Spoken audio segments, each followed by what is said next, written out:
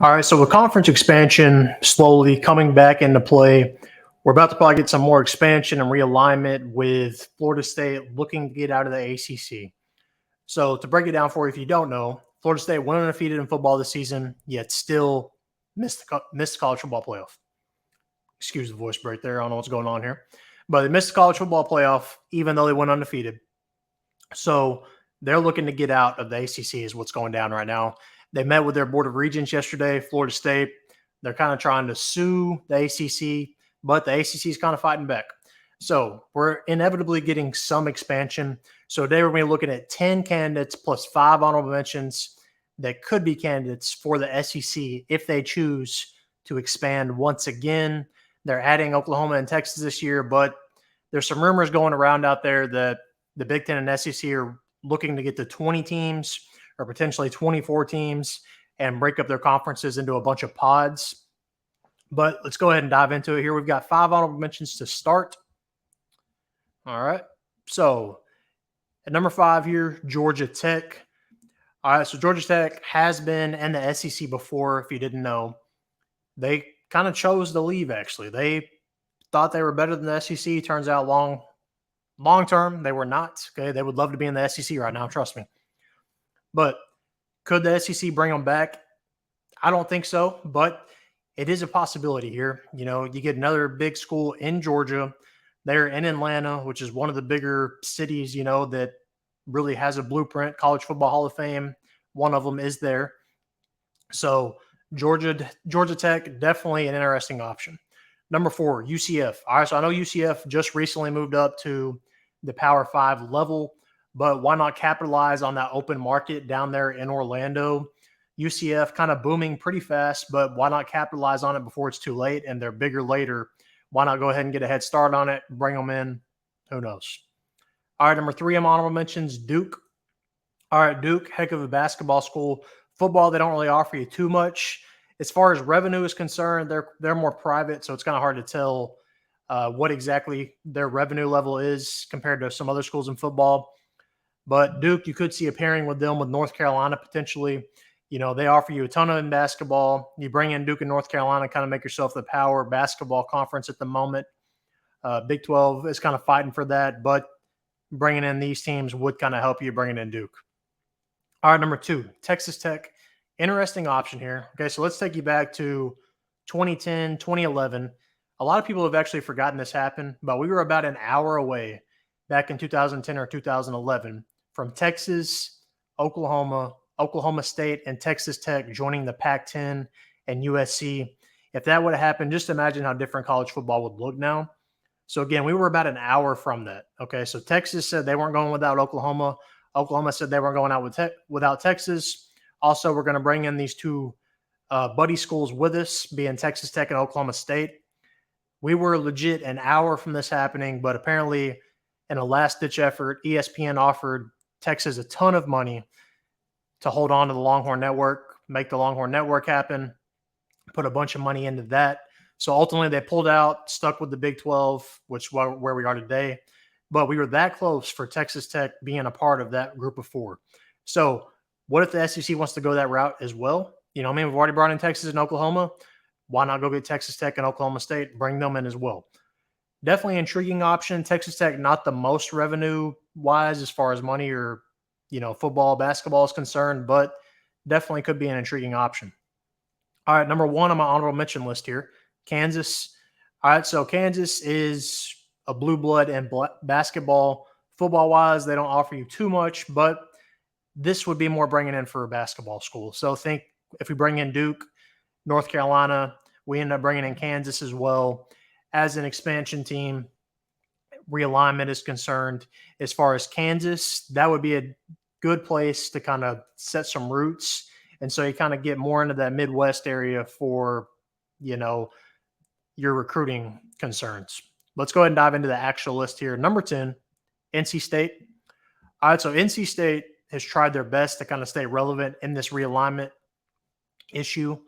They've tried to stay buddy-buddy with North Carolina as much as they can because as you're going to see later, North Carolina is a lot higher on this list than you might think. North Carolina is one of the most coveted, if not the most coveted school at the moment for these power conferences trying to expand. Talking about the Power Two at the moment, Big Ten and SEC. North Carolina is a slept-on market. We'll get to that later. But NC State has kind of done their best to be buddy-buddy with North Carolina. So they hung out as long as possible as far as – sorry, I said hung out. Held out as long as possible when the ACC was trying to vote in Cal, vote in Stanford, vote in SMU. NC State stayed with North Carolina as long as they could on holding out on voting them in.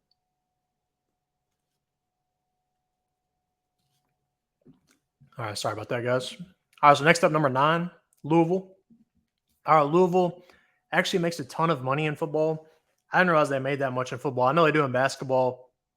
Pretty good basketball program. Not right now. Kenny Payne needs to be fired, but that's a story for another day. Louisville, what the heck are you doing? Fire Kenny Payne. Sorry. But anyways, football-wise, they had a really good year this year under Jeff Brom. But again, the revenue here is actually surprising to me. They are a top 25 school college football revenue-wise. So you could bring them in, get another Kentucky school in here. They can compete a little bit, probably better than Kentucky in football, and really just stay in that, SEC, ACC area. All right, number 8 here, Oklahoma State. All right, similar to Texas Tech earlier, like I said, they were mere minutes from joining the Big Ten back in 2010, 2011. Just imagine how different it would look if that would happen. I'm going to have to do a video on that someday talking about what if that would have happened, how different would realignment be right now. Pac-12 would probably still be alive because it'd be a Pac-16 or Pac-14, whatever it would have been back then. I think that was back when it was the Pac-10. But Oklahoma State, you already brought in Oklahoma. Oklahoma State, similar to Louisville, actually makes a ton of money in football. And they're really one of the better programs. Okay, so looking at like the last 10 years, one of the most winning programs in college football. Mike Gundy, always winning ball games. Whether they're winning championships, no, but they're still winning games, bringing in money. All right, so number 7. 7 up, I would say, are realistic options that probably could happen. Everything below I don't see happening, but 7 and up is a realistic possibility besides maybe one of these teams. All right, so Virginia Tech. Virginia is similar to North Carolina, a state that these conferences, Big Ten and SEC, are looking to get into because these are bigger states that don't have a power school in one of the bigger conferences as far as the Big Ten or SEC is concerned. So you got Virginia or Virginia Tech. Virginia is later on this list, obviously, but Virginia Tech offers you a lot in football. At the moment, they haven't been very good as of late, but you go back to the days when they actually were really good not too long ago, Mike Vick, and they're putting up a lot of money and winning a lot of ball games. They can offer you a lot in the football department if you get the right coach in there. All right, number 6, Miami, probably lower on this list than you were expecting. Honestly, lower on this list than I was expecting until I did a little research on this. Miami used to be a power football school as far as one of the big dogs in football every year, going to the national championship, being a force. They might get there one day with Mario Cristobal. I don't know. We'll see. But you've already got a lot of other schools in Florida, so it makes it a little more difficult for Miami than, say, Virginia Tech to make an impact on the recruiting trail. Virginia Tech, their only competition really is Virginia when it comes to big schools. Miami, you got Florida, you got Florida State, now you got UCF. There's a ton of schools that are kind of competing in that area, so kind of knocks them down a little bit. But Miami, definitely a relevant school and a well-known name that wouldn't be a bad ad. Number 5, Clemson. Okay, so Clemson's knock here. Yes, they're probably the best football program on this list besides maybe Florida State as far as name is concerned at the moment. But Clemson, similar to the other schools, is not a state. Okay, so Clemson is not in a state that the SEC is trying to get into. They've already got schools in these areas. The main ones they're trying to get to, like I said, Virginia and North Carolina. Clemson is a good football program, but some of these schools, I wonder, like the playoff is expanding now. So your best option to making the playoff is, I realize everything's about money, but your best option to making the playoff is staying in the ACC and making it in the 12-team playoff. If you go to the SEC, you're not going to make it. You got to beat Georgia, you got to beat LSU, got to beat Alabama, got to beat Ole Miss, got to beat Texas now. It gets difficult. All right, number 4, Florida State. All right, I was shocked they were this low on my list. I started them off with number 1, but the more I dug into it, the more I moved this list around. So Florida State is the team trying to get out right now. But from what I have been told, the Florida State wants the SEC a lot more than the SEC wants Florida State. So from what I've been told, the SEC is not interested in expansion at the moment. They're set with the teams they have, but money talks. And from what I've been told as well, Florida is another reason that Florida State might not would get in, because that would really impact their recruiting. But the thing I wonder is, does the SEC almost play defense here?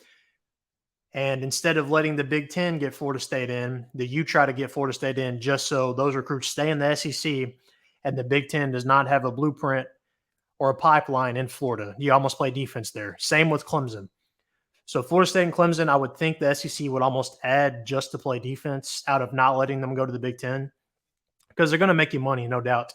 But you bring those schools in as a pair just to play defense against the Big Ten and say, no, we're not going to let you in this area. We're going to keep those recruits in the SEC.